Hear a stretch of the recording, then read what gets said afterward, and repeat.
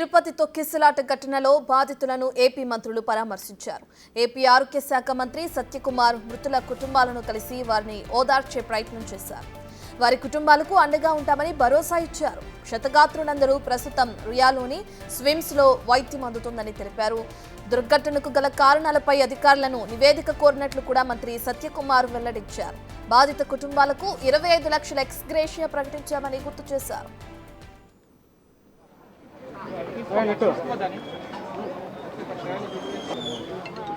5 మంది మృతి చెందడం దిగ్భ్రాంతిని కలిగించింది.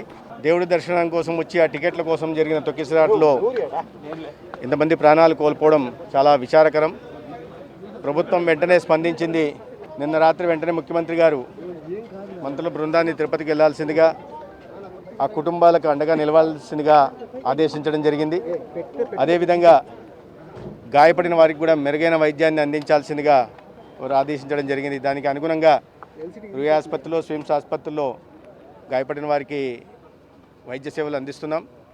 అదేవిధంగా ప్రభుత్వం వెంటనే తక్షణమే స్పందించి మృతి చెందిన కుటుంబాలకి 25 లక్షల ఎక్స్గ్రేషియా ప్రకటించింది.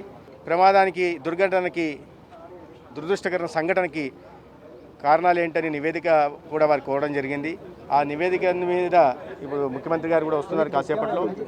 వారు దాని మీద స్పందిస్తారు. అయితే ఈ బాధిత కుటుంబాలకి ప్రభుత్వం అండగా ఉంటుందని ఈ సందర్భంగా తెలియజేస్తుంది.